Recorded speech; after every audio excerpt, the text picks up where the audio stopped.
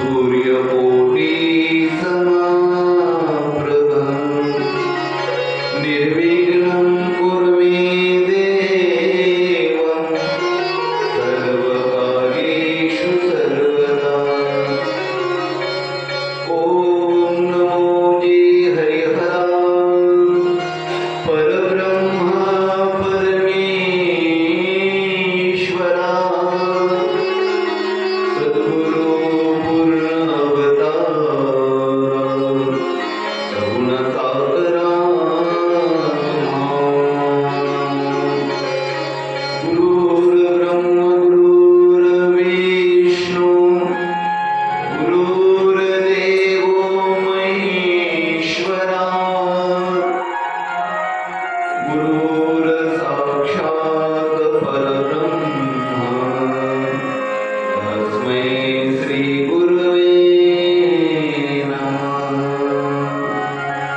वसुदेवसुतं देवं कंसचाणूरमर्दनं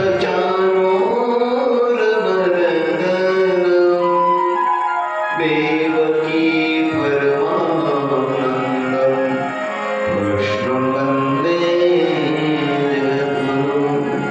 सर्वमङ्गलमाङ्गल्ये शिवे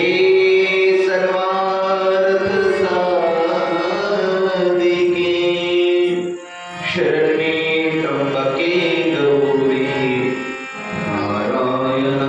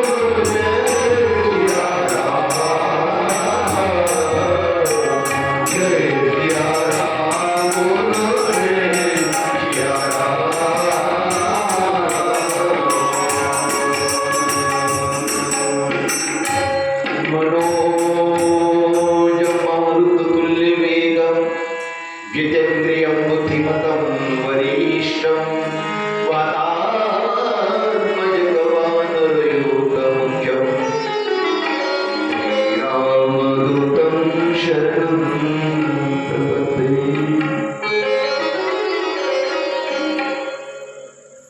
प्रस्तुत कालच्या भागामध्ये आपण सती पार्वती माता हिला आपल्या बाहेरला जायचा त्या ठिकाणं मोह त्या ठिकाणं आवर आला नाही। भगवान शिवजीने अनेक वेळा त्या ठिकाणं समजून सांगण्याचा प्रयत्न केला। सती अल्पजन्य अहंकारानं अहंकारानं जर बघत असले, त्याला जर धन संपत्तीची प्रॉपर्टीचं जर त्या ठिकाणं गर्व झाला असेल तर त्यांच्याकडे आपण बोलवून आल्याशिवाय किंवा आमंत्रण असल्याशिवाय कधीही जाऊ नये। कारण तिथे जाऊनही त्या ठिकाणी अपशब्द जर त्या ठिकाणी ते बोलले तर ते आपल्या मरणालाही कधी काही कारणीभूत त्या ठिकाणी ठरले जातात। आणि म्हणून आपण त्या ठिकाणी जाऊ नये तो असंच मला वाटतं। परंतु आपल्या पतीचं बोलणं त्या ठिकाणं सतीबाई पार्वती मातेनं त्या ठिकाणं ऐकलं नाही. वडिलांकडे गेली. शेवटी अपमान त्या ठिकाणं सहन केला, सहन झाला नाही. शेवटी त्या ठिकाणं अग्निदेवतेने आपली प्राणांची आहुती त्या ठिकाणी द्यावी लागली.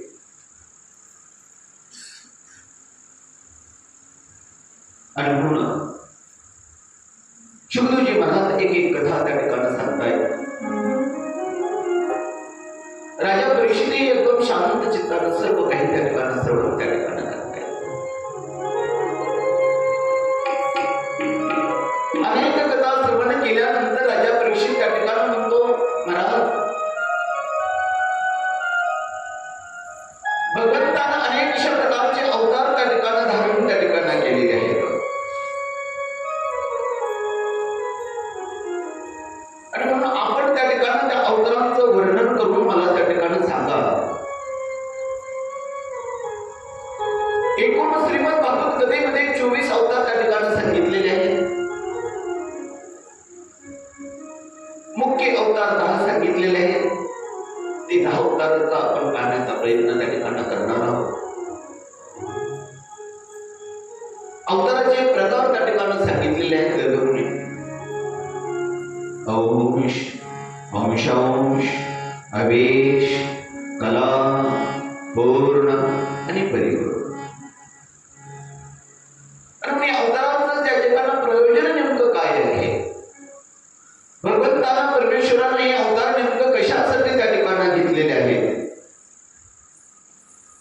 याचं सविस्तर वर्णन जर मला त्या ठिकाणी आपण करून सांगितलं तर खूप त्या ठिकाणी बरं होईल. आणि म्हणून त्या ठिकाणी शुकदेव महाराजांना त्या ठिकाणी खूप अशा प्रकारचा आनंद त्या ठिकाणी झालेला आहे. आणि तेव्हा त्या ठिकाणी शुकदेवजी महाराज त्या ठिकाणी सांगतायत की प्रथम जो अवतार झाला तो म्हणजे मंच अवतार.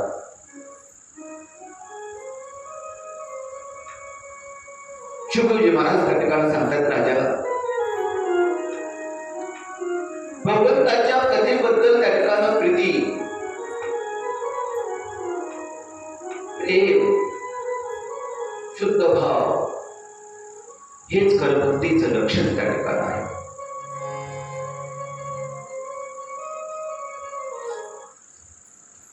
एकदा काय झालं की कल्पवृताच्या वेळेस ब्रह्म नावाचा नैमित्तिक प्रलय होण्यात त्या ठिकाणी काळ तेवढ्याचा काळ जवळ त्या ठिकाणी आला होता.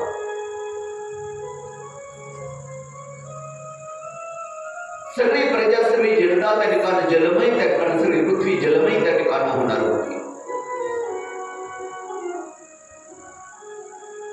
ब्रह्मदेवाला झोप येऊ लागली. तेव्हा त्यांच्या मुखातून त्या ठिकाणी अनेक अशा प्रकारचे वेद त्या ठिकाणी बाहेर पडलेले आहेत.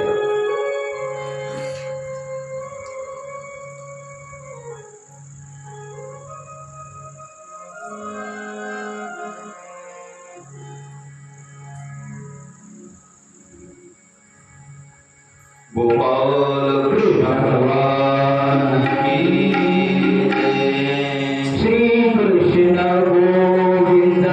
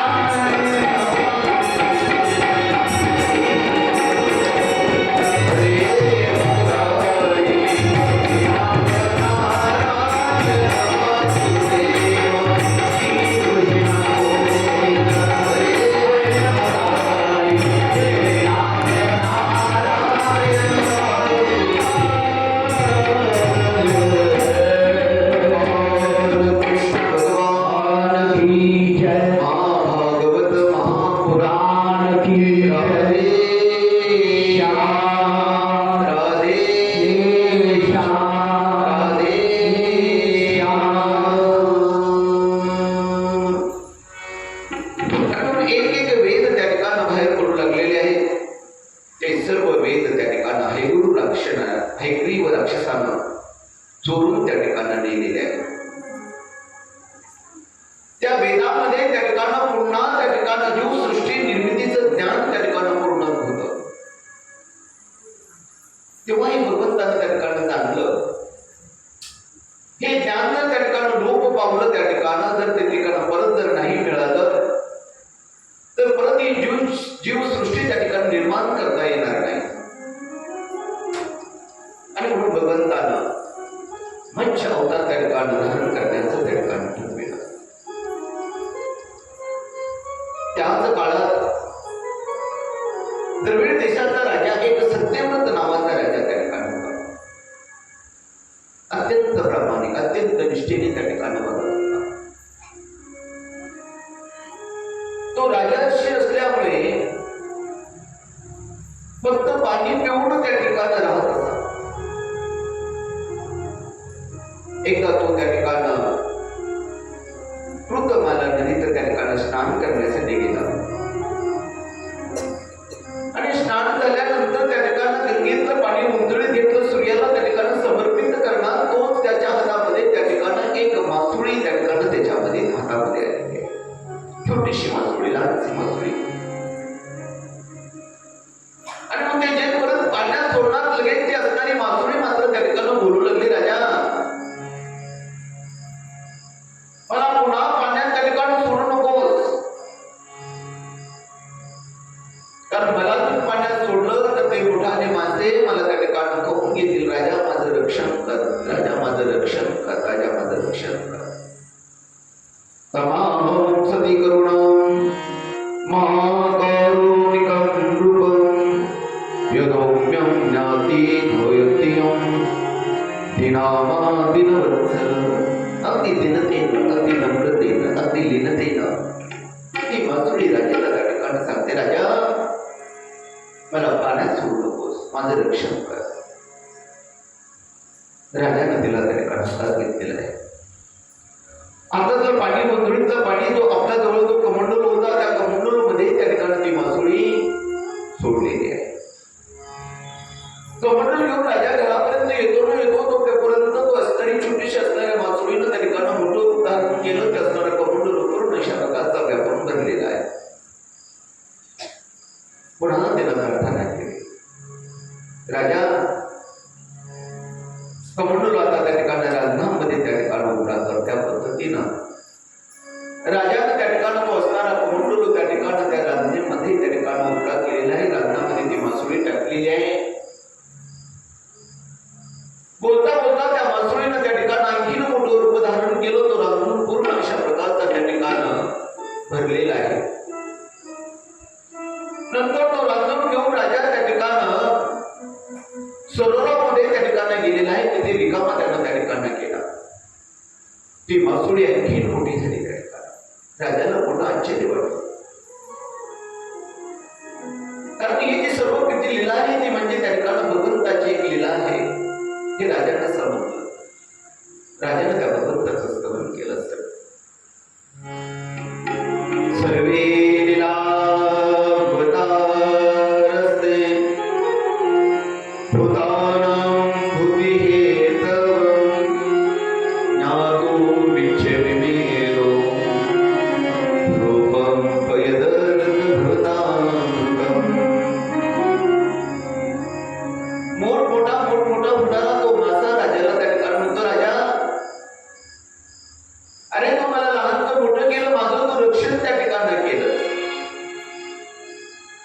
राजा एक लक्षात ठेव, आजपासून 7व्या दिवशी या ठिकाणी प्रलय त्या ठिकाणी होणार आहे. ही सर्व असणारी पृथ्वी जलमय त्या ठिकाणी होणार आहे.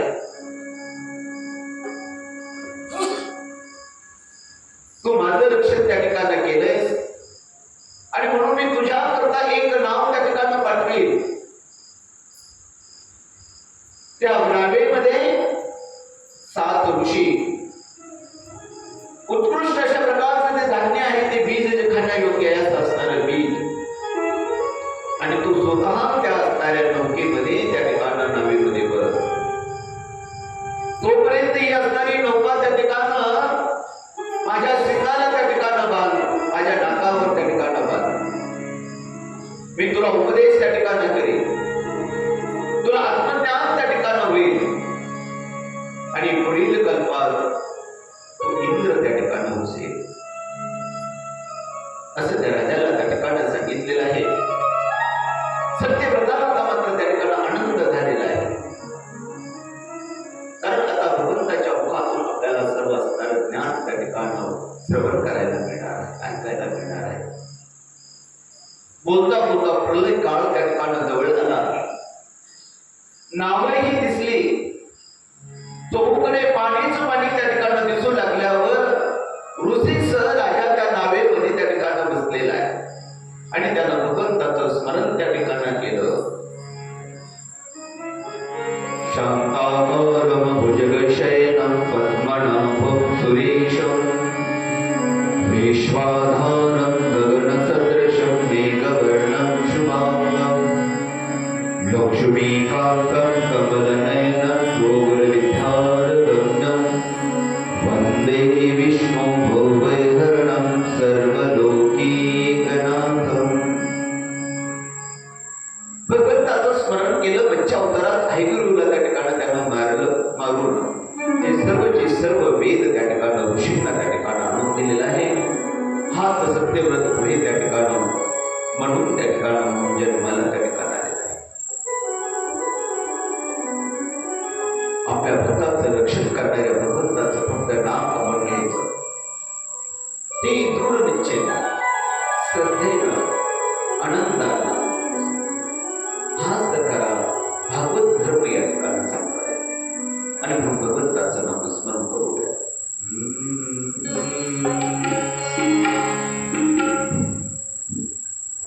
गोड नाम तुझे नारायणा, होडी पाषाण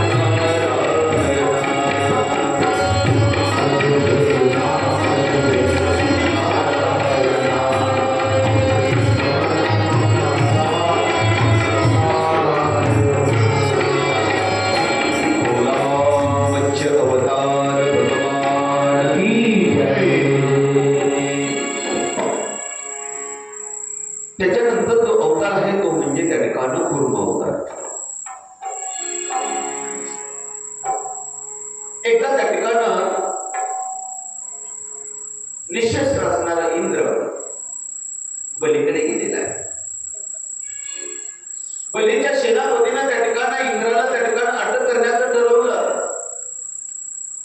पण बलिराजा हा उत्तम राजकारण जाणणारा होता, धार्मिक वृत्तीचा होता आणि म्हणून त्यानं इंद्राचं यथोचित अशा प्रकारचं स्वागत केलं. तेव्हा इंद्राने दोघांची त्या ठिकाणी मीटिंग बसली, बैठक बसली. बोलता बोलता विचार झाला की इंद्रानं बलिराजाला सांगितलं की आपण स्वतंत्र मंथन त्या ठिकाणं करावं. का करावं, कसं करावं, हे सगळं इंद्राने त्या ठिकाणं बलीला समजून त्या ठिकाणं सांगितलं. अमृत आपल्याला पहिला त्या ठिकाणी मिळणार आहे, म्हणून या आशेनं त्या ठिकाणं बली त्या ठिकाणी समुद्र मंथन त्या ठिकाणी करण्यासाठी तयार झालेला आहे.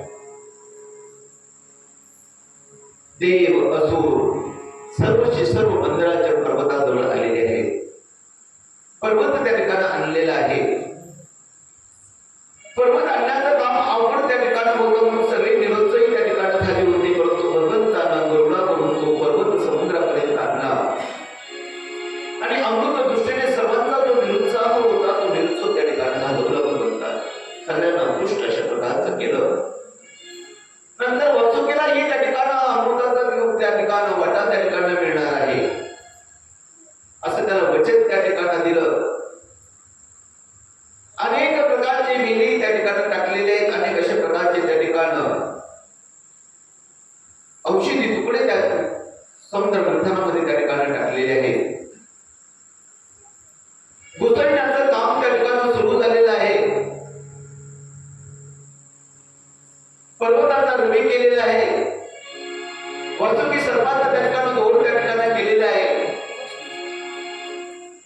देव लोक त्या ठिकाणी तोंडाकडून त्या ठिकाणी लागलेले आहे, दानव त्या ठिकाणी शेपटीकडून त्या ठिकाणी धरलेलं आहे आणि ते घुसळत मंथन त्या ठिकाणी चालू आहे. परंतु दानवांच्या लक्षात आलं की देव तोंडाकडून गेले, आपल्याला मात्र शेपटी आपल्या हातामध्ये दिली. असं का?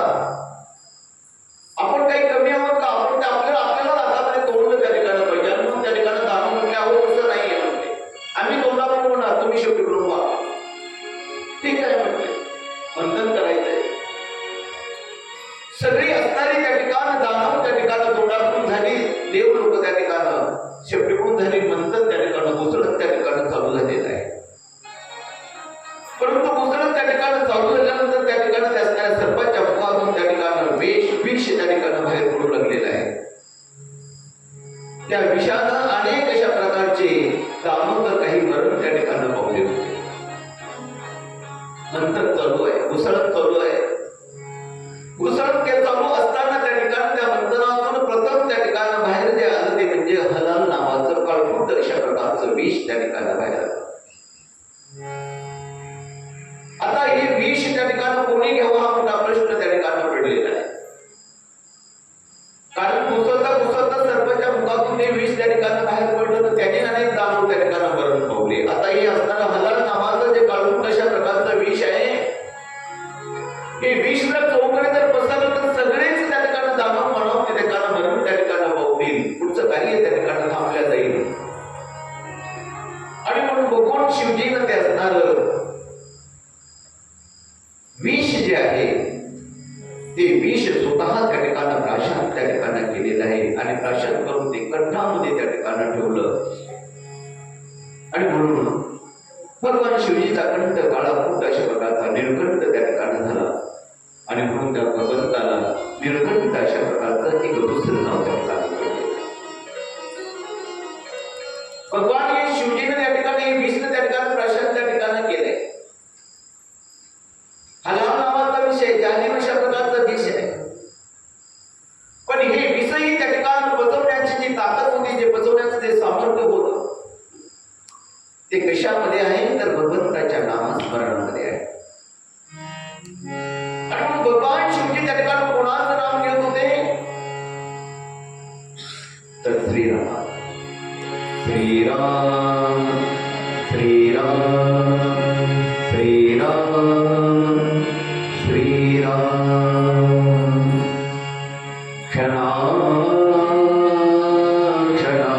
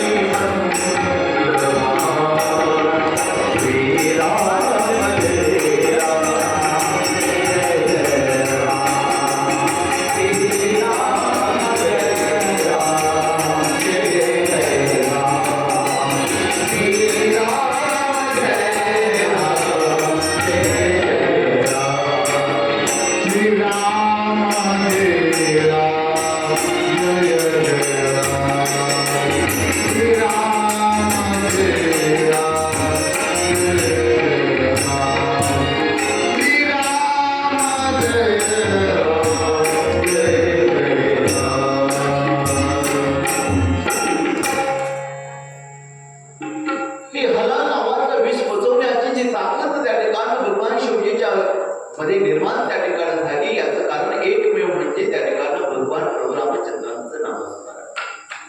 श्रीराम जय राम जय जय राम. भगवान शिवजी त्या ठिकाणी श्रीराम श्रीराम त्या ठिकाणी म्हणतात. त्यांनी हलाल नावाचं विष पचवलं आणि प्रभू रामचंद्र कोणाचं नामस्मरण करतात? भगवान. ओम नमः शिवाय, ओम नमः शिवाय, ओम नमः शिवाय. दोघंही भगवंताच्या त्या ठिकाणी नामस्मरण, त्या ठिकाणी नामाचा जप त्या ठिकाणी करतात आणि या जपानं भगवंताच्या नामानं त्या ठिकाणी हे विष पचवण्याची ताकद त्या ठिकाणी निर्माण. एकदा कैलासावरती त्या ठिकाणी भगवान शिवजी त्या ठिकाणी नामस्मरण करतायत, जप करतायत. श्रीराम श्रीराम श्रीराम श्रीराम श्रीराम. पार्वती माता जवळ आली. आल्यानंतर त्या ठिकाणी भगवान शिवजीला म्हणजे तुम्ही कोणाचं नाव घेताय? त्या रामाचं. अहो ते राम तर त्या ठिकाणी सीतेच्या त्या ठिकाणी सीता त्या ठिकाणी हरण केली. सीता सीते म्हणून त्या ठिकाणी झाडाला कोण लावतोय, पाषाणाला त्या ठिकाणी कोण लावतोय आणि त्या रामाचं तुम्ही नाव घेताय. सीते पार्वती तुला ते कळलं. राम म्हणजे साक्षात भगवान शिवचा होता. परंतु त्या ठिकाणी पार्वती मातेला मात्र त्या ठिकाणी रावण, तिला वाटलं त्या ठिकाणी हसणारा बायकोसाठी वेळापिसा झालेला राम त्याची आपण परीक्षा त्या ठिकाणी घेऊ आणि म्हणून हा राम त्या ठिकाणी वनवासाला जाताना सीता हरण झालं होतं आणि म्हणून त्या ठिकाणी प्रत्येक जणांना आलिंगन करून सीते सीते म्हणून त्या ठिकाणी आलिंगन त्या ठिकाणी देत होता. कौटुंबात त्या ठिकाणी होता. या पार्वतीनं हुबेहूब अशा प्रकारचं सीतेचं रूप धारण केलं आणि सीतेचं रूप धारण करून रामासमोर त्या ठिकाणी उभी राहिली.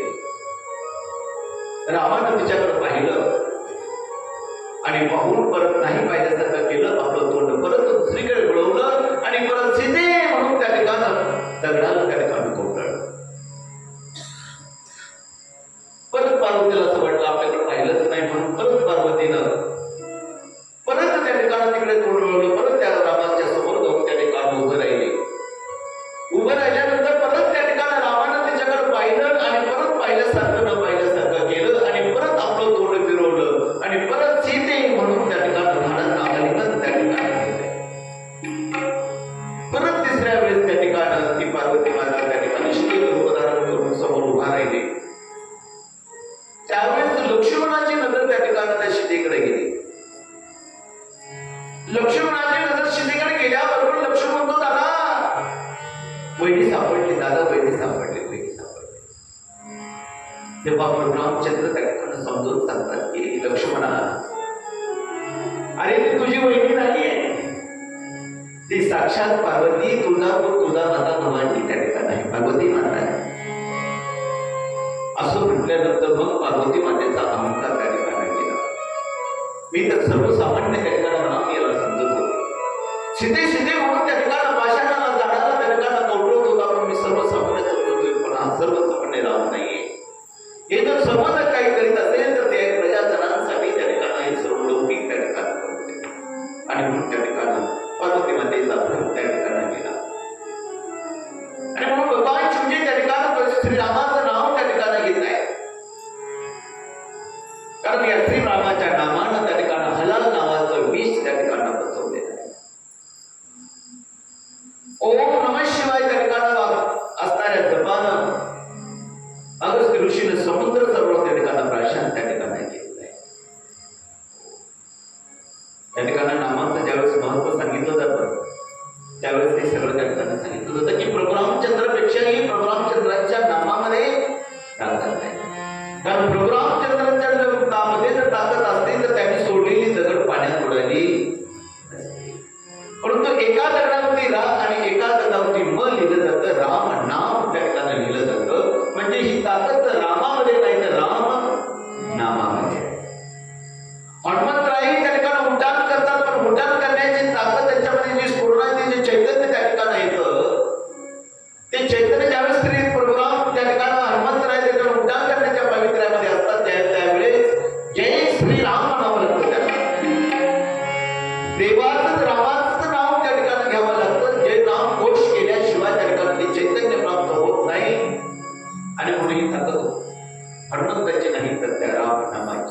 ऐसा नामाचा महिमा,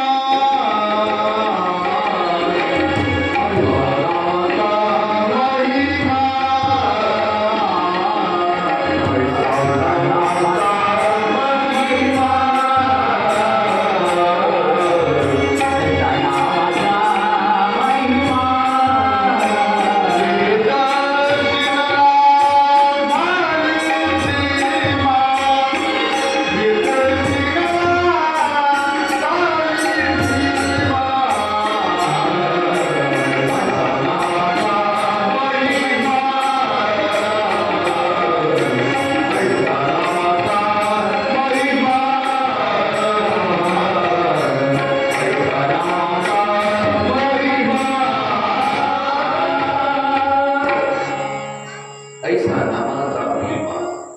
वेद शिरला वेदांनी सुद्धा नामाचाच महिमा गायलेला आहे.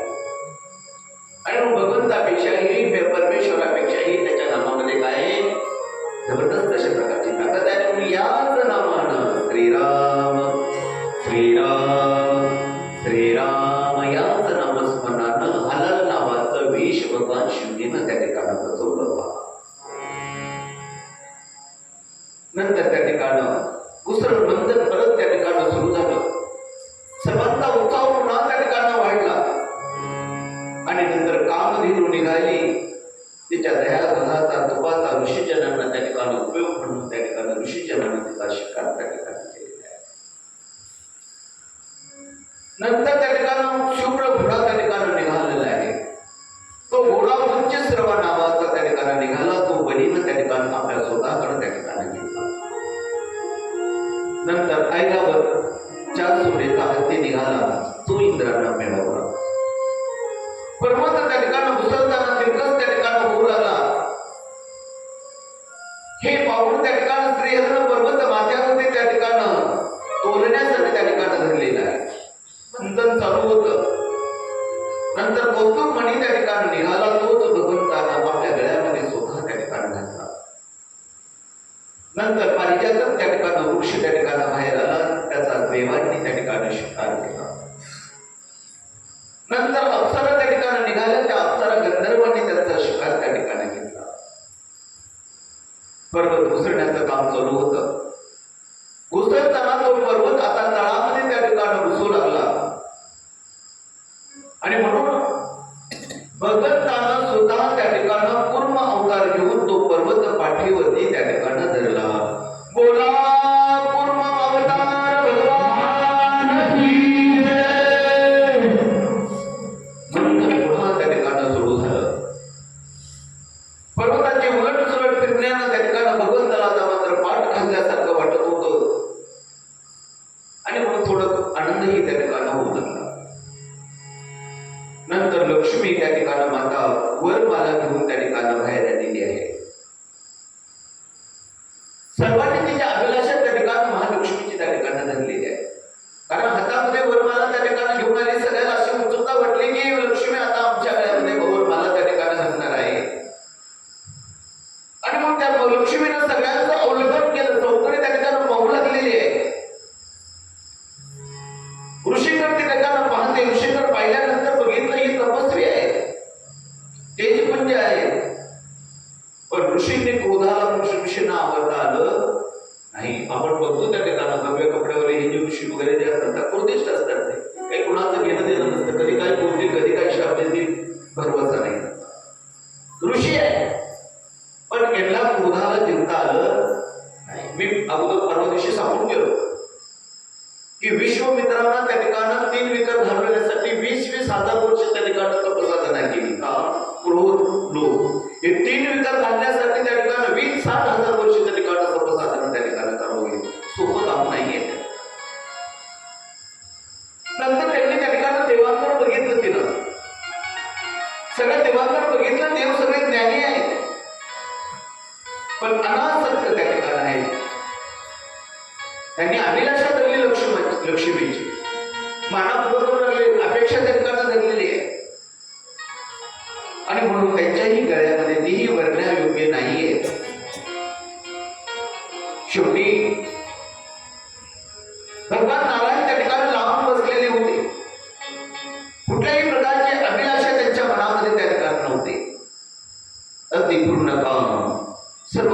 संपन्न श्री हरिकृष्णाचं लक्ष गेलं आणि त्यांना वरण्याचं त्यांना ठरवलं. सगळ्या देवादिकांना ऋषी मुनींना सर्व इंद्रादी देवांना त्या ठिकाणी सोडलं आणि लक्ष्मी त्या ठिकाणी वर मला घेऊन त्या ठिकाणी नारायणाकडे त्या ठिकाणी गेलेली आहे. नारायणाच्या त्या ठिकाणी गळ्यामध्ये त्या ठिकाणी हात त्या ठिकाणी घालणार तेवढ्याच त्या ठिकाणी लक्ष्मी माता त्या ठिकाणी नारायण त्या ठिकाणी म्हणतात की अगं हार माझ्या गळ्यामध्ये घालू नको, कारण तुला जर माझ्या गळ्यामध्ये हात घालायचा असेल तर तुला माझी त्या ठिकाणी दाशी म्हणून त्या ठिकाणी राहावं लागेल. आता त्या ठिकाणी लक्ष्मीची मोठी पंचायत झाली. आपण सगळे ऋषी मुनी सगळे देवगणांना त्या ठिकाणी इंद्रादी देवांना त्या ठिकाणी सोडलंय. आपण त्या ठिकाणी नारायणाच्या त्या ठिकाणी गळ्यामध्ये हात घालत होतो तेव्हा त्या ठिकाणी तोही घालून घेईना. तो दाशी त्या ठिकाणी म्हणतो. शेवटी नाशनाथ झाला त्या ठिकाणी लक्ष्मीचा आणि लक्ष्मी नदीवर मला नारायणाच्या गळ्यामध्ये त्या ठिकाणी घातलेली आहे. दाशी म्हणून भगवंत त्याची शिवा त्या ठिकाणी बोलवते.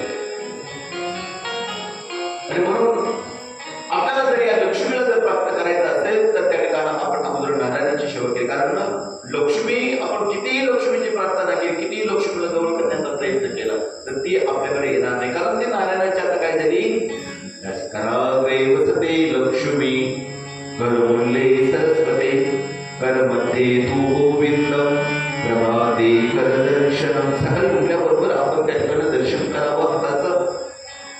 तर हातामध्ये या तिन्ही देवता आहेत, लक्ष्मी आहे, सरस्वती आहे आणि नारायण पण आहे. आणि मग लक्ष्मीची जर आपल्याला प्रार्थना करून घ्यायची असेल तर आपण अगोदर नारायणाला त्या ठिकाणी म्हटलं पाहिजे. देवाला आपलं केलं पाहिजे, नारायणाला आपलं केलं.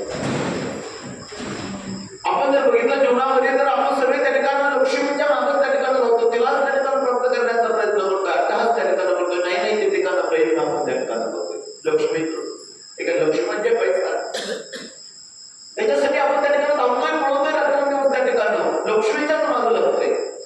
पण लक्ष्मी तर मात्र त्या ठिकाणी कोणाच्या आधी नाही, नारायणाच्या आधी नाही. आपल्याला जर एखाद्या ठिकाणी जर चहा प्यायचा असेल आणि आपण जर त्या ठिकाणी चहा पिण्यासाठी जर त्या ठिकाणी जर त्या ठिकाणी काय असतो तो चौक वगैरे असतो किंवा तो एखादी बसण्याची जागा असते, बैठक घर असते, ते बैठक घर सोडून द्यायचं आणि आपण डायरेक्ट जर किचन मध्ये गेलो आणि आम्हाला चहा द्या, चहा मिळेल का? अहो तुम्ही डायरेक्ट किचन मध्ये गेले तर त्या ठिकाणी ओळखीचा असेल तर ठीक आहे, म्हणजे बाहेर आणते मी तुम्हाला चहा. पण ओळखीचा नसेल तर अडलावडा होईल त्या ठिकाणी, जोर जोर म्हणून त्या ठिकाणी करण्याचं त्या ठिकाणी. आणि म्हणून आपल्याला जर चहा प्यायचा असेल तर चहा प्यायचा असेल तर आपण त्या ठिकाणी त्या असणाऱ्या कोच मध्ये त्या ठिकाणी बसलं पाहिजे. आणि तिथे जे नारायण आहे म्हणजे त्या लक्ष्मीचे असणारे नवरोपा विष्णुपती देव तिथं बसल्यानंतर मग त्या ठिकाणी गप्पा चप्पा मारल्या पाहिजे.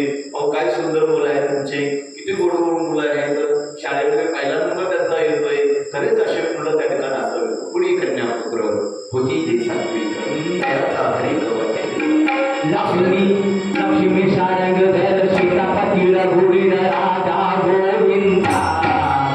लक्ष्मी सारंग धर सीतापती रघुवीर राजा गोविंदा. राजा गोविंदा रघुमाई पांडुरंगा. राजा गोविंदा रघुमाई पांडुरंगा. लक्ष्मी सारंग धर सीतापती रघुवीर राजा गोविंदा. राजा गोविंदा रघुमाई पांडुरंगा. राजा गोविंदा रघुमाई पांडुरंगा. राजा गोविंदा रघुमाई पांडुरंगा. त्या भगवंताची त्या ठिकाणी आपण स्तुती त्या ठिकाणी केली पाहिजे, मुलांची स्तुती त्या ठिकाणी केली पाहिजे. ओळख जरी नसेल पण आपण तरीही त्या ठिकाणी मुलांची स्तुती त्या ठिकाणी केली, नारायणाची जर स्तुती केली तर लगेच ते काम जागं चहा टाकलं पाहुणे आले, ओळखीचे नसतात, कोणी काय नसतं, परंतु त्या ठिकाणी ज्यावेळेस स्तुती त्या ठिकाणी केली जाते त्यावेळेस लगेच चहाचं आमंत्रण त्या ठिकाणी येतं. लक्ष्मीकडे जायची गरज लागते का आपल्याला? चहासाठी नाही, चहा ऑटोमेटिक येतो कधी नारायणाची स्तुती केली तर. नाहीतर डायरेक्ट लक्ष्मीच्या मागं करून लक्ष्मी प्राप्त होत नाही किंवा चहा तुम्हाला मिळणार नाही. आणि म्हणून त्या ठिकाणी भगवंताची त्या ठिकाणी ते दाशी त्या ठिकाणी आहे. आणि मग तिला जर आपलं करायचं असेल तर आपण भगवंताचं नामस्मरण केलं पाहिजे, त्याचं गुणगान त्या ठिकाणी आपण केलं पाहिजे. आणि म्हणून त्या ठिकाणं पुढे उसण त्या ठिकाणं चालू होतं. नंतर सुरा म्हणजे दारू त्या ठिकाणी निघाली. तिचा दैत्यांनी उपयोग त्या ठिकाणी घेतला. शंख धनुष्य भगवंतानं घेतलं. चंद्र त्या ठिकाणी निघालं, तो शंकराकडे पाठवला. शेवटी अलौकिक रूप त्या ठिकाणी धारण करून त्या ठिकाणं धन्वंतरी त्या ठिकाणं प्रगट झालेला आहे. त्या धन्वंतरीच्या हातामध्ये एक सोन्याचा कलश त्या ठिकाणी होता. त्या कलशामध्ये त्या ठिकाणं अमृत त्या ठिकाणं होतं. आणि म्हणून अमृत अमृत म्हणून सगळे जण त्या ठिकाणी बोलू लागलेले, सगळे जण त्या ठिकाणी सर्व जमा झालेले. आता आपल्याला अमृत त्या ठिकाणी श्रवण करायला मिळणार आहे. आणि म्हणून सगळे त्या ठिकाणी गर्दी त्या ठिकाणी करू लागलेले आहे. घुसळ मात्र आता थांबलं. सगळे त्या ठिकाणी जवळ त्या ठिकाणी आलेले आहेत. एकमेकांना त्या ठिकाणी धक्काबुक्की त्या ठिकाणी करू झालेले लागले आहेत. देव बिचारे आपल्या बाजूला त्या ठिकाणी झाले. भगवंताची प्रार्थना करू लागले. दानव पुढे त्यांचा निभाव त्या ठिकाणी केला. एकाएकी भांडणाऱ्या त्या दैत्यांना त्या ठिकाणं, कारण त्याला कळलं त्या ठिकाणं की हे त्या ठिकाणी आपापसामध्ये त्या ठिकाणी भांडणं करू लागले. तर म्हणजे धन्वंतरीला कळलं त्या ठिकाणी की हे त्या ठिकाणी वाद करणारे. म्हणून भगवंतांना काय केलं, तेवढ्यात एक मोहिनीचं सुंदर शरणाचं रूप त्या ठिकाणी धारण केलं. आणि रूप धारण करून मोहिनी त्या ठिकाणी प्रगट त्या ठिकाणी झालेली आहे. प्रगट होऊन तो असणारा जो त्या ठिकाणी जो अमृताचा घडा तो होता, तो घडा स्वतःकडे तिला त्या ठिकाणी घेतला. आणि स्वतःकडे घेऊन सर्वांना त्या ठिकाणी गोड बोलून त्या ठिकाणी सांगू लागली, सगळे जरा शांत बसा. हे अमृत मी सगळ्याला त्या ठिकाणी देणार आहे, कोणीही गडबड करू नका. आणि म्हणून अशा गोड शब्दाने सर्वांनी तिनं होऊन त्या ठिकाणी टाकलेलं आहे. अमृत साखर स्वतःकडे त्या ठिकाणी घेतलेलं आहे. देव दैत्यांना सगळ्यांना त्या ठिकाणी मंगल शतकाचं स्नान करून त्या ठिकाणी या म्हणून सांगितलेले सगळे स्नान करून त्या ठिकाणी आलेले आहेत. उंची वस्त्र सर्वांनी त्या ठिकाणी परिधान केलेली आहे. मोहिनीनं त्या ठिकाणी सांगितल्याप्रमाणे 2 मुली त्यांनी त्या ठिकाणी केल्या आहेत. एकीकडे दैत्यांची मुळ त्या ठिकाणी केलेली आहे, एकीकडे त्या ठिकाणी देवांची मुळ त्या ठिकाणी रांग त्या ठिकाणी केलेली आहे. असुरांना त्या ठिकाणी मोहिनी त्या ठिकाणी म्हणली की तुम्ही असुर नो, तुम्ही त्या ठिकाणी धैर्यवान आहात, शूर आहात, वीर आहात. तुम्हाला हे ठिकाणी मी काय करते, थोडं हे अमृत अगोदर थोडं देवाला देते. बाकीच्या उरलेला सगळा मला सगळं भेटल्या. कारण दानवांना त्या ठिकाणी अहंकार होता. सुरुवातीलाही त्यांनी त्या ठिकाणी शिफ्ट करून होते. तर म्हटल्याने आम्ही कशी शिफ्ट करू, आम्ही कोंडाकून पाहिजे, अहंकार होतं त्यांच्यावर. आणि म्हणून त्यांना त्या ठिकाणी मोठं सांगितलं, तुम्ही मोठे आहात, धैर्यवान आहात, शूर आहात, वीर आहात. मी फक्त थोडं असणाऱ्या देवांना या अमृत त्या ठिकाणी देते, बाकीचं उरलेलं सगळं तुमचंच त्या ठिकाणी आहे. आणि म्हणून बिचारे दानव त्या ठिकाणी गप्प बसले. त्यांना म्हटलं आता सगळं तर नंतर आपलंच आहे. देवांना अमृत वाटता देवाला त्या ठिकाणी त्याच मोहिनीत अमृत वाटू लागले. आणि ते वाटता चंद्र आणि सूर्याच्या लक्षात आलं. एक असुर देवांच्या वेशात त्या ठिकाणी बसला होता.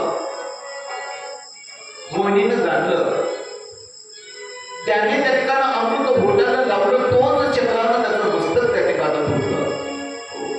आणि म्हणून तोच राहू म्हणून नक्षत्रामध्ये त्या ठिकाणी मस्तक त्या ठिकाणी राहू म्हणून नक्षत्रात मस्तक गेलं, थोडं खाली कोसळलं.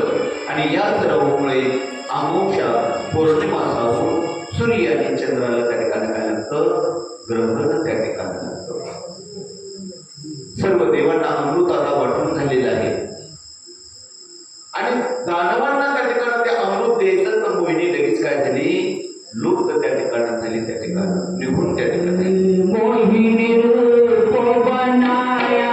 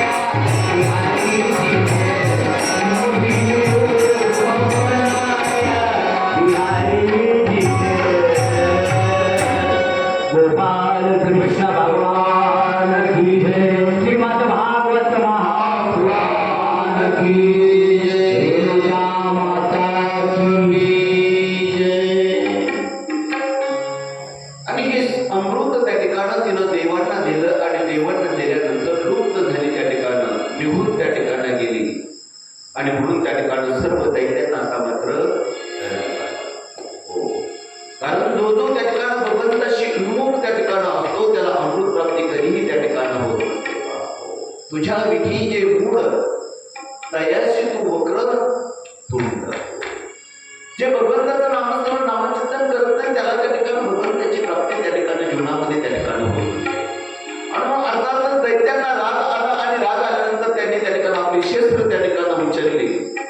हो, वैहायस नावाच्या विमानात त्या ठिकाणी बली बसला. आकाशातून देवावर त्या ठिकाणी अस्त्रवृष्टी त्या ठिकाणी करू लागला. ते विमान त्या ठिकाणी मध्येच अदृश्य होई, मध्येच प्रगट होई. इंद्राने त्या ठिकाणी त्याचा त्या ठिकाणी संहार त्या ठिकाणी करण्याचा प्रयत्न केला, पण तोही त्या ठिकाणी असफल अशा प्रकारचा त्या ठिकाणी ठरलेला आहे. ते एक वज्र इशाऱ्यानं त्या ठिकाणी फक्त पुढच्या गोंधळभर फीस त्याच्या गळ्यावर त्या ठिकाणी तोंडावर फेकला. ते वज्र आकाशात बलीच्या विमानावर सोडलं. विमान कोसळलं. बली खाली कोसळला, बेशुद्ध त्या ठिकाणी पडला. इंद्र बलीवर शस्त्र चालवणार होता, पण नारद महर्षी त्या ठिकाणी आले आणि नारद महर्षीने त्या ठिकाणी युद्ध थांबवण्याची सर्वांना विनंती त्या ठिकाणी केली आहे. कारण ही सर्व युद्धाची गोष्ट आहे त्या ठिकाणी. आणि म्हणून सगळे देव सगळे स्वर्गामध्ये त्या ठिकाणी परतलेले आहेत. दैत्य गुरु शुक्राचार्यांचं तप संपलं, ते राजधानीत परत त्या ठिकाणी आलेले आहे. आल्यानंतर रणंगामध्ये त्या ठिकाणी बेशुद्ध त्या ठिकाणी पडलेला त्या ठिकाणी बली बघितला. संयमितेच्या त्या ठिकाणी प्रभावावरती त्या ठिकाणी बलीला सावध त्या ठिकाणी केलेलं आहे. बाकीचे जेवढे त्या ठिकाणी हात पाय त्या ठिकाणी तुटलेले राक्षसांना शुक्राचार्यांना त्या ठिकाणी जिवंत त्या ठिकाणी केलेलं आहे. सर्व तिकडे आपापल्या ठिकाणी त्या ठिकाणी केलेले आहे. पुढे मात्र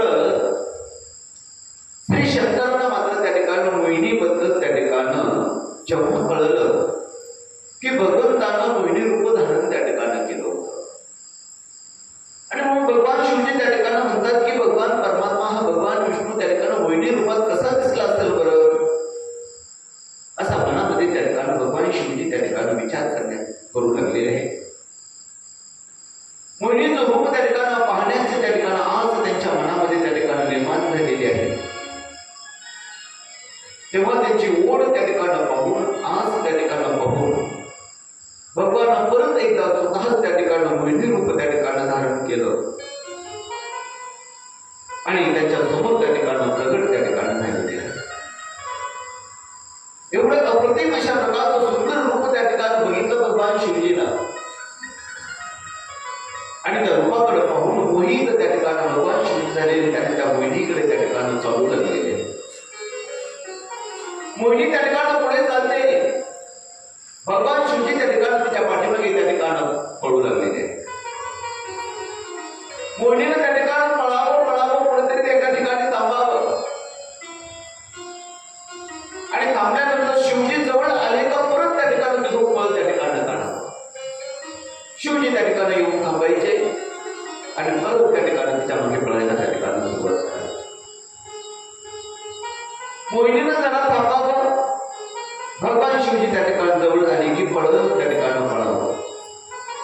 असं करता करता त्या ठिकाणी जिथे मोहिनी थांबायची, मोहिनीतून पळायचे, नंतर शंकर भगवान तिथं जाऊन थांबायचे. अशा प्रत्येक ठिकाणी ज्या ज्या ठिकाणी भगवान शंकर त्या ठिकाणी थांबले त्या त्या ठिकाणी त्यांचं वीर्य त्या ठिकाणी पडलेलं आहे. आणि तेथील तीच जागा ज्योतिर्लिंग म्हणून त्या ठिकाणी गणले गेलेले आहे. अशा प्रकारची 12 ज्योतिर्लिंग त्या ठिकाणी निर्माण त्या ठिकाणी झाली. सौराष्ट्रे सोमनाथ श्रीशैले मल्लिकार्जुना उज्जैन्य महाकालम ओंकारमलेश्वरम परल्यम वैजनाथ डांकिनी भीमाशंकरा चतुर्वंदे तु रामेश्वर नागेश तारोकवने वाराणस्य तु विश्वंबर त्र्यंबके गौतमी तटे हिमालये तु केदार कृष्णेषु तु शिवालय. अशा प्रकारची ज्या ज्या ठिकाणं भगवान शिवजी त्या ठिकाणं थांबले अशा ठिकाणी 12 ज्योतिर्लिंग त्या ठिकाणं प्रसिद्ध अशा प्रकारचे झालेले आहेत. शेवटी भगवान शंकर त्या ठिकाणं अंतर्मुख झाले. विष्णूने पुन्हा त्या ठिकाणं आपल्या स्वतःच्या रूपामध्ये त्या ठिकाणं दर्शन त्या ठिकाणं भगवान शंकराला त्या ठिकाणं दिलेलं आहे. भगवान शंकराला जेव्हा त्या ठिकाणं सगुण रूपामध्ये त्या ठिकाणं दर्शन दिलं विष्णू रूपामध्ये, ते क्षेत्र म्हणजे ते आपलं हरेश्वर. आपण ज्या ठिकाणी आपल्या नजदीक जे आपल्या गावामधलं जे क्षेत्र आहे, हे सगळा प्रकार त्या ठिकाणी घडल्यानंतर हे सगळे विश्रांतीसाठी त्या ठिकाणी आल्यानंतर, दोघेही त्या ठिकाणी आल्यानंतर हरी न विष्णू रूपामध्ये आणि भगवान शंकर हे दोघांची भेट झाली. म्हणून दोघांचेही लिंग या ठिकाणं या हरीचं आणि हरेश्वर म्हणजे भगवान शंकर हे दोन्ही एकत्रित या ठिकाणी त्यांची भेट त्या ठिकाणी झालेली आहे. बोला हरी हरेश्वर भगवान की जय. शंकराला माझ्या माझ्या माझ्या माझ्या माझ्या शंकराला माझ्या महादेवाला माझ्या आवडते फिरायचं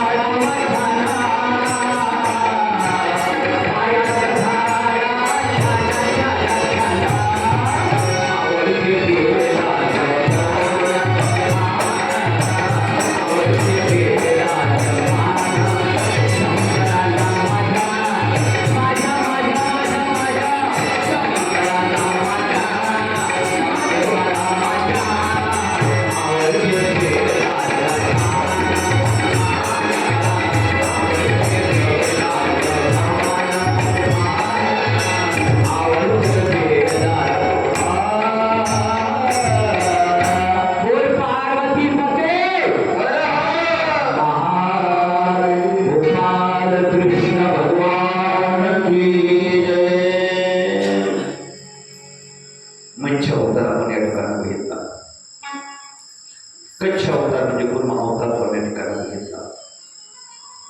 तिसरा जो अवतार आहे ते म्हणजे वराह अवतार. हिरण्यकशिपूचा भाऊ असणारा हिरण्याक्ष यानं त्या ठिकाणी पृथ्वी जी आहे ती पृथ्वी पाताळामध्ये त्या ठिकाणी नेलेली आहे. आणि म्हणून पृथ्वी जर पाताळामध्ये जर गेली तर ही जीव सृष्टी त्या ठिकाणी कुठे राहील. तेव्हा ब्रह्मदेवापुढे हा प्रश्न त्या ठिकाणं निर्माण त्या ठिकाणी झाला. तेव्हा त्या ठिकाणं एकाग्र चिंतनाने त्या ठिकाणी प्रार्थना केलेली आहे. तेव्हा त्या ठिकाणं भगवंतानं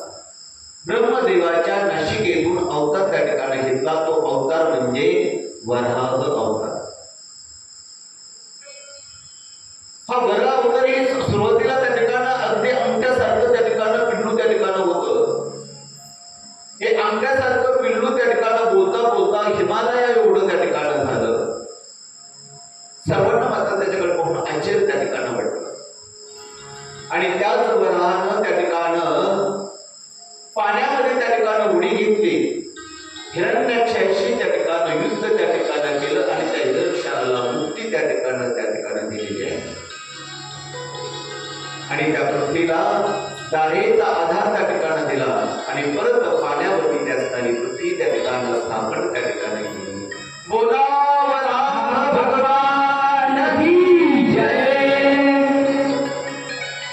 आपल्या असणाऱ्या भावाला त्या ठिकाणी हिरण्यकश्यपाला त्या ठिकाणी मारलं, त्याला मुक्ती त्या ठिकाणी भगवंताने त्या ठिकाणी दिली आणि म्हणून तेच वैर त्या ठिकाणी त्याचा असणारा भाऊ हिरण्यकशिपू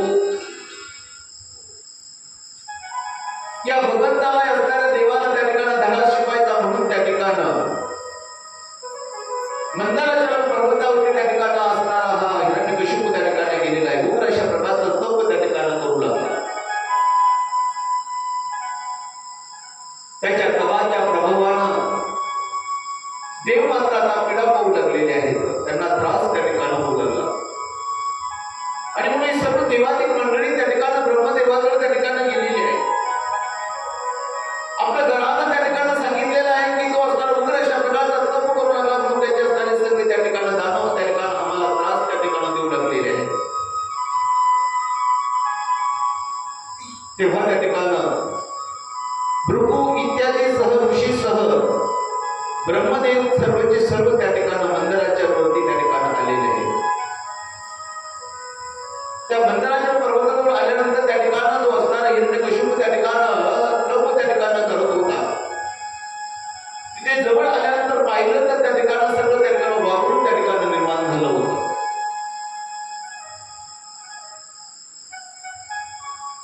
गवताने सर्व हिरण्यकशिपूचं शरीर त्या ठिकाणी दाबलं होतं. एवढं उग्र अशा प्रकारचं तप तो हिरण्यकशिपू त्या ठिकाणी करत होता. ब्रह्मदेवानं आपल्या कमंडलूतून असणारं पाणी त्या ठिकाणी घेतलेलं आहे, अंगावरती त्या ठिकाणी शिंपडलं आणि हिरण्यकशिपूचा देह आता मात्र सदैव त्या ठिकाणी दिसू लागलेला आहे. त्या असणाऱ्या हिरण्यकशिपूने ब्रह्मदेवाला त्या ठिकाणी नमस्कार त्या ठिकाणी केलेला आहे. नमस्कार केल्यानंतर त्या ठिकाणी ब्रह्मदेव सांगतात की हिरण्यकशिपू हे असणार तुझे जे असणार उग्र अशा प्रकारचं तप आहे ते तप बंद कर त्या ठिकाणी. तुला काय हवंय ते त्या ठिकाणी तो वर त्या ठिकाणी वापरून घे, परंतु ही तप मात्र त्या ठिकाणी आता बंद त्या ठिकाणी. तेव्हा तो हिरण्यकशिपू त्या ठिकाणी ब्रह्मदेवाला त्या ठिकाणी सांगतो की ब्रह्मदेवा तुम्ही जर मला वर त्या ठिकाणी वर तर देत असेल तर अशा प्रकारचा वर त्या ठिकाणी द्या की मला त्या ठिकाणी सहजी सहज त्या ठिकाणी मरणच त्या ठिकाणी आलं नाही पाहिजे, अशा प्रकारचा वर त्या ठिकाणी मला द्या. तू ज्या ज्या गोष्टी काही ज्या असणाऱ्या भूतलावरती निर्माण त्या ठिकाणी केलेल्या त्या कोणाकडूनही मला मरण येता कामा नाही. मला घरात मरण नकोय,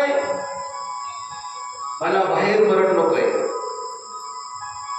मला वर अनंतरी त्या ठिकाणी अंतरामध्ये मरण नकोय, मला जमिनीमध्ये त्या ठिकाणी जमिनीवरती मरण नकोय, मला अस्त्राने मरण नकोय, मला शस्त्राने मरण नकोय, मला दिवसा मरण नकोय, मला रात्री मरण नकोय, मला मृत्यू येणार नाही असं त्या ठिकाणी वरदान मला त्या ठिकाणी दे. नवे नवे या 12ही महिन्यामध्ये मला मरण त्या ठिकाणी नको असा मला वर दे.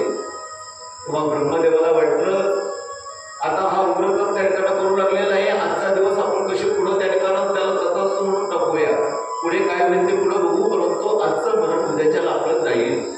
आणि म्हणून ब्रह्मदेव तथाच म्हटले तुझी अपेक्षा सगळी पूर्ण त्या ठिकाणी होईल असं म्हटल्यानंतर त्या ठिकाणी आता त्या असणाऱ्या हिरण्यकशिपूने आपलं त्या ठिकाणी तप त्या ठिकाणी सोडलेलं आहे आणि तप बंद करून त्या ठिकाणी हिरण्यकशिपू निघून त्या ठिकाणी गेलेला आहे. यात असणारे हिरण्यकशिपूचे असणारे त्या ठिकाणी मुलं 4 मुलं होते त्या ठिकाणी हिरण्यकशिपू. लाल, अनुल्लाद, सल्लाद आणि प्रल्हाद अशा प्रकारची 4 मुलं होती. प्रल्हादाला त्या ठिकाणी मातेच्या उदरामध्ये असतानाच त्या ठिकाणी नारदांचा त्या ठिकाणी अनुग्रह झाला होता. सार्थ मुलात त्या ठिकाणी आणि सर्व त्यांनी गर्भामध्येच त्या ठिकाणी केलं होतं. कारण ज्यावेळेस त्या ठिकाणी इंद्राचं बलीचं त्या ठिकाणी युद्ध चालू होतं त्यावेळेस त्या ठिकाणी इंद्राला त्या ठिकाणी बंदी त्या ठिकाणी केलं होतं आणि कयादू मात्र त्या ठिकाणी घरी होती आणि म्हणून या कयादूलाही त्या ठिकाणी घेऊन जाणार होता, परंतु त्या ठिकाणी नारद महर्षीने सांगितलं कयादूला या ठिकाणी घेऊन जाऊ नकोस. आणि म्हणजे असणारी हिरण्यकशिपूची जाती बायको जी होती त्या ठिकाणी कयादू कयादूच ना मला काही स्मरण राहत नाही ठिकाणी. आणि मग हिरण्यकशिपूची बायको जी होती कयादू त्या ठिकाणी नारायण महर्षीने आपल्या आश्रमामध्ये तिला त्या ठिकाणी नेलं होतं आणि आश्रमामध्ये नेलं असताना त्या ठिकाणी ती गर्भवती तो असणारा प्रल्हादाचा गर्भ तिच्या पोटामध्ये त्या ठिकाणी होता. गर्भ कोणाचा होता? हिरण्यकशिपू. तिच्या पोटामध्ये त्या ठिकाणी गर्भ होता, पण त्या ठिकाणी नामस्मरण त्या ठिकाणी नारायण नारायण सारखं भगवंताचं नामस्मरण त्या ठिकाणी चालू होतं आणि म्हणून त्या ठिकाणी त्या नारायण नामाचाच त्या ठिकाणी उपदेश किंवा ते नामस्मरण त्या ठिकाणी गर्भातील त्या ठिकाणी गर्भाने त्या ठिकाणी त्याचं अवलोकन त्या ठिकाणी केलं होतं. कारण जीवनामध्ये असं पाहत मी नेहमी सांगत असतो की आपलं मूळ आपली संतती कशी जन्माला आणायची त्या ठिकाणी हे कोणाच्या हातात नाही, पुरुषाच्या हातात नाही. पुरुषाच्या हातात फक्त बीज रोपण करणं हे फक्त पुरुषांच्या हातामध्ये आहे. पण संतती धार्मिक जन्माला आणायची का त्या ठिकाणी आस्तिक जन्माला आणायची का नास्तिक जन्माला आणायची ते सर्व स्त्रियांच्या हातामध्ये बायकांच्या हातामध्ये त्या ठिकाणी आहे. तुम्ही म्हणाल कसं? तर ते जशा प्रकारचं हे जे उदाहरण त्या ठिकाणी आहे त्या ठिकाणी हिरण्यकशिपूचं. हिरण्यकशिपूला देवाचं नाव आवडत नव्हतं अजिबात, नास्तिक होता हिरण्यकशिपू. आणि हिरण्यकशिपूचंच बीज कोणाच्या पोटामध्ये होतं? कयादूच्या पोटामध्ये होतं. पण कयादू त्या ठिकाणी गर्भवती असताना तिच्या त्या गर्भवती नारायण नारायण हा सारखा त्या ठिकाणी मंत्र उच्चार त्या गर्भाने त्या ठिकाणी श्रवण केला आणि शेवटी त्या ठिकाणी प्रल्हाद जन्माला आला त्यावेळेस नारायणाचंच नाव त्या ठिकाणी जन्माला त्या ठिकाणी. आणि म्हणून ज्यावेळेस आपण त्या ठिकाणी गर्भ अवस्थेमध्ये त्या ठिकाणी असतो त्यावेळेस आपण त्या ठिकाणी नेहमी त्या ठिकाणी कथा पूर्ण श्रवण त्या ठिकाणी केली पाहिजे, ग्रंथांचं वाचन त्या ठिकाणी केलं पाहिजे. आपल्याला जर वाटत असेल आपला मुलगा परमार्थिक निघावा तर त्या काळामध्ये आपण ग्रंथांचं त्या ठिकाणी वाचन केलं पाहिजे, धार्मिक पुस्तकं त्या ठिकाणी वाचली पाहिजे, धार्मिक कीर्तनं त्या ठिकाणी श्रवण त्या ठिकाणी केली पाहिजे. त्यावेळेस संतती त्या पद्धतीने निर्माण होते. जर त्या ठिकाणी आपण जर त्या ठिकाणी त्या काळामध्ये जर त्या ठिकाणी मालिका जर पाहत असलो तर त्याच पद्धतीने त्या ठिकाणी मुलं त्या ठिकाणी संतती जन्माला येते. आपण जर त्या ठिकाणी हिंसक अशा प्रकारचे त्या ठिकाणी चित्रपट जर पाहत असलो एखाद्या त्या ठिकाणी बंदुकी शूटिंग वगैरे असे तर त्या पद्धतीचे चित्र जर बघितलं तर मुलंही त्या ठिकाणी लाथा मारतात, फायटिंग करतात. पोरं म्हणतात मग सगळे आई बाप म्हणते कोणावर जन्मला काय कळत द्या म्हणते ना. जर आईबरोबर नाही तर बाबाबरोबर नाही तिसरं वेगळंच जन्मतंय पोरं. ठीक आहे, लहानपणीच आई बाबाला फायटिंग मारते. त्याला ते आई बाप त्या ठिकाणी त्याला संस्कार त्याच्यावरती त्या ठिकाणी घडले. तुम्ही जर त्या ठिकाणी ते मालिका चित्रपट पाहत असाल तसे संस्कार त्या गर्भामध्ये होत असते. आपण सर्व शेतकरी माणसं आहोत. आंब्याला ज्यावेळेस आपण त्या ठिकाणी करून बीज कोणतंही असू द्या, मी नेहमी सांगतो बीज कोणतंही असू द्या, कोणतेही आंब्याचं बीज असू द्या, पण ज्यावेळेस तो आंबा त्या ठिकाणी त्या वयामध्ये किशोर वयामध्ये त्या ठिकाणी आंबा येतो, ते रोपटं आल्यानंतर त्या रोपट्याचं त्या ठिकाणी वरचं त्या ठिकाणी फांदी छाटली जाते आणि खाली जे बीज असतं ते रोपटं त्या ठिकाणी गोड त्या बीजाला त्या ठिकाणी दुसरी आपल्याला जो आंबा लागेल हापूस नीलम केशर तो आंबा आपल्याला आवडतो त्या आंब्याची काढणी जर आणली त्या आंब्याचं कलम जर आपण त्या रोपट्याला जर त्या ठिकाणी केलं तर बीज कसंही असू द्या, बीजाचं काम फक्त त्याला पाणी पुरवठा करणं आहे. परंतु त्या ठिकाणी जर फळ जर त्या ठिकाणी चांगलं फळ जर यायचे असेल तर जे आपण त्याचं कलम त्या ठिकाणी करू तेच त्या ठिकाणी कलमाला त्याच पद्धतीचं फळ त्या ठिकाणी येते.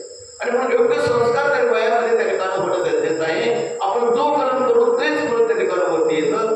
त्या पद्धतीनं त्या ठिकाणी हे असताना आपल्या गर्भामध्ये त्या ठिकाणी आपण गर्भवती असताना मूळ चांगलं निर्माण घालायचं, आस्तिक निर्माण घालायचं का नास्तिक निर्माण घालायचं हे आपल्या हातामध्ये स्त्रियांच्या हातामध्ये आहे. आणि बीज कसंही असू द्या फक्त त्याच्यावरती संस्कार जर त्या ठिकाणी जर चांगले पाहिजे जर केले तर संतती नक्कीच चांगली जन्माला येते. आपण अनेक उदाहरणं त्या ठिकाणी बघितले. महाराजांची लोक त्या ठिकाणी काही काही दारू पित आहेत. त्याला कारण त्या ठिकाणी तो काय करणार? त्याला कारण सगळे त्या ठिकाणी घरची बाई त्या ठिकाणी असते. आणि म्हणून संतती जन्माला चांगली घालायची असेल तर आपण चांगले त्या ठिकाणी गर्भावस्थेमध्ये कीर्तन महिना प्रवचन याचं श्रवण त्या ठिकाणी केलं.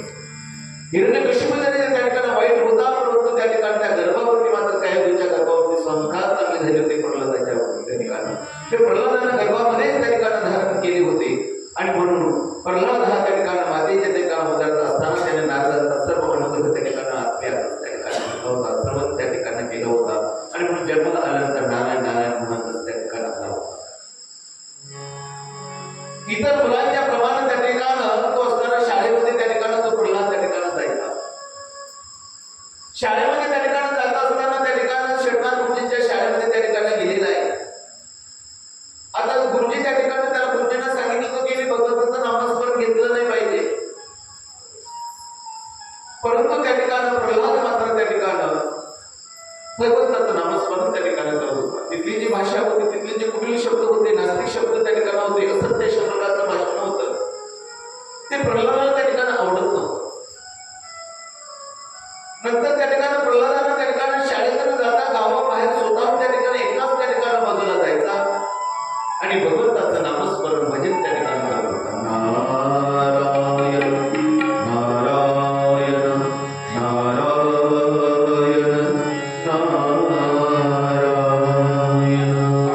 भगवंताचं नामस्मरण त्या ठिकाणी करत असताना आणखी मुलांनाही त्या ठिकाणी आवड निर्माण झाली. अनेक मुलं त्या ठिकाणी प्रल्हादाकडे त्या ठिकाणी जाऊ लागले आणि त्या प्रल्हादाबरोबर भगवंताचं नामस्मरण करून त्या ठिकाणी हेही नामस्मरण करून त्या ठिकाणी लागले. तो प्रल्हाद त्या ठिकाणी मुलांना त्या ठिकाणी सांगायचा, मुलांनो आपण आपल्या स्वतःच्या मनाला त्या ठिकाणी सांगावं की त्या ठिकाणी आपण सदोदित हे म्हणा तू भगवंताचंच नामस्मरण त्या ठिकाणी करत म्हणा रे प्रभु नाम जपतो सदा, म्हणा रे प्रभु नाम जपतो सदा,